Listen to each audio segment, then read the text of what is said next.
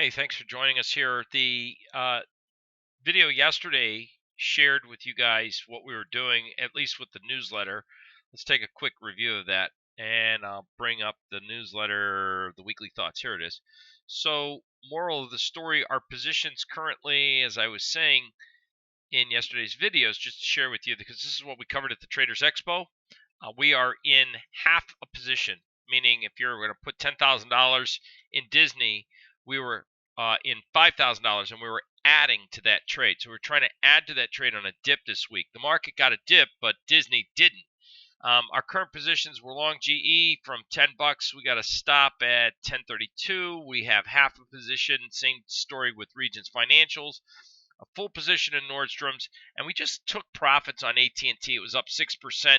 We trailed the stop. We raised it, and we got knocked out. Now, we raised that stop right here to 39.21 in an email alert this week, so I just thought I'd throw that out there for you guys for full disclosure. All right, what are we doing? We were trying to add on to Disney, trying to buy Nucor on a pullback, Wells Fargo, 3M, Tilray, which I pointed out yesterday. We got in half the position at 2088 yesterday. Earnings, it's not doing a whole lot. I still want to buy this on a dip. I think this is at least in the pot sector, we still have some things happening in Congress besides impeachment processes with President Trump. And again, if Washington could get to work on a few things like the gross amount of money, sickening amount of money that I have to pay for healthcare for myself. I really wish both sides of the aisles would get their heads out of their asses and work on that, because it's just absolutely ridiculously expensive. Anyway, Capri Holding didn't dip down enough, and I really want a chunk of the higher end retail apparel for the holiday season. Red Rocket Casino, we got picked up on half position today. And my style of trading, friends, is not to go all in. It's to scale in and let the market come back to you. Don't put orders too far away, but if we're looking for a pullback in the market, then that's where you can kind of have these scale and order techniques. Labu, the biotech, did not pull back enough. I mean, that's 37 in a violent market like 3-time leveraged ETF. We were trading around 39 and change, so we weren't that far off the mark. And quite frankly, the week's not over. All right, options. We were looking for the pullback in the Russell. We got the pullback. We prognosticated and theoretically valued if we got the pullback in the Russell, then the 157 call should be worth around 4.25, 412, somewhere in that range.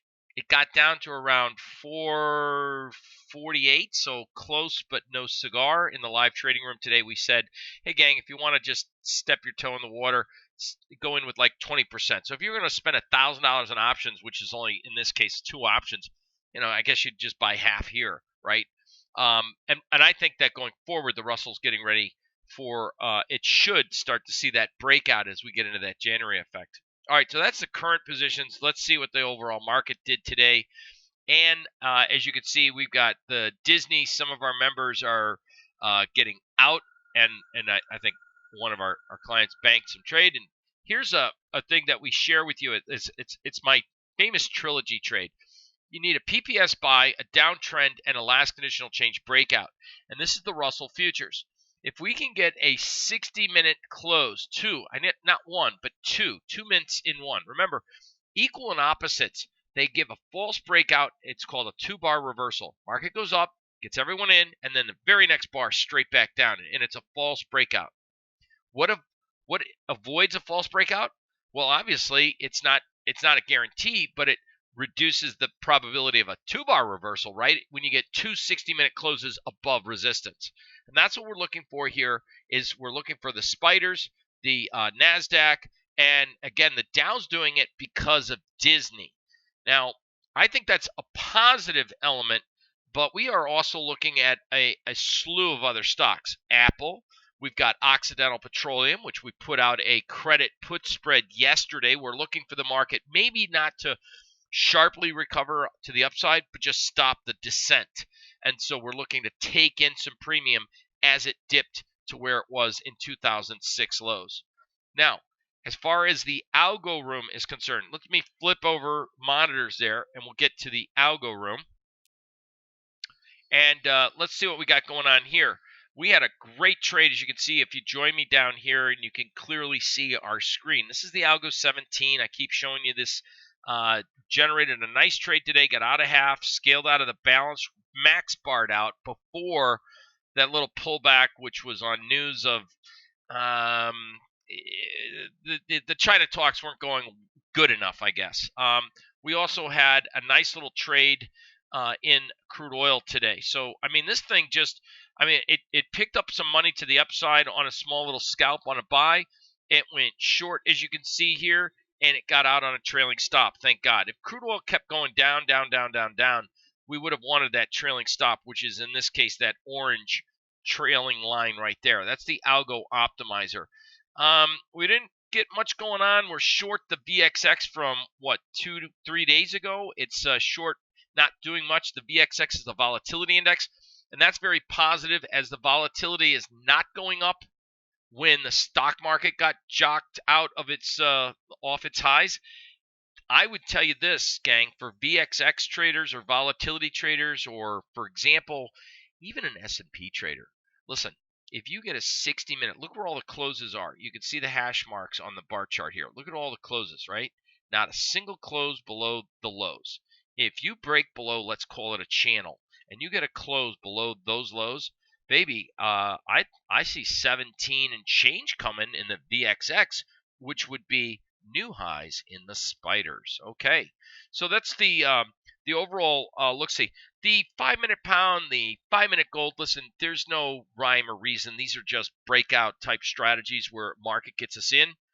It gets us out at a profit target, trails the stops. These are algo automated trading systems, and then day traders can kind of like use those signals or piggyback those signals for their own trading account that they see in the live trading room.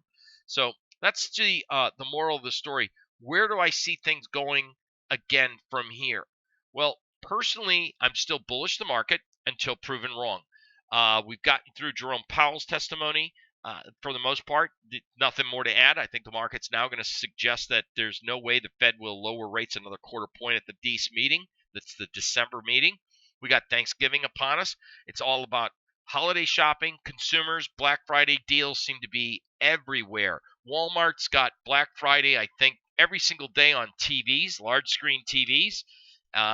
There's all kinds of real specials, and for you guys that are interested, I'm sure you can just Google Black Friday deals. There's all kinds of websites out there that specialize in alerting you guys what to do for Black Friday deals. Other than that, we're doing a webinar this afternoon called the PUG meeting, where we're going to go over with our members that have the Algo 17 and the John Person indicators. If you're a Thinkorswim client or a Genesis client, you're invited to attend. A lot of the indicators that I have with the TradeStation are on those platforms, specifically PMC. And then we'll discuss how we run scans and look for trading opportunities. So if you'd like, go visit personsplanet.com, and on the YouTube channel, if you can't make the webinar this afternoon after the close, it will be posted on YouTube. So anyway, thanks for watching. I just wanted to give you a quick update what our positions were doing, and again, focus on more upside if we can break out of this horrific trading range that the Russell has been in all year. So eventually, I'd like to see the market at least get, if we can get a daily close greater than in the Russell, a daily close. If we can get a 60-minute close here, I'm feeling warm and fuzzy. But if we can get a daily close back above 1600, what does that represent? The weekly pivot. A daily close greater than weekly pivot is very positive, and that, my friends, I think you should be focused on for upside, and then have long exposure either in IWM or TNA for you equity traders that like leveraged ETFs. TNA is the 3-time leveraged ETF. Thanks for watching, and I'll update you when we get other new setups, as well as anything else gets filled on the newsletter that we're following for this week with you guys. Thanks again.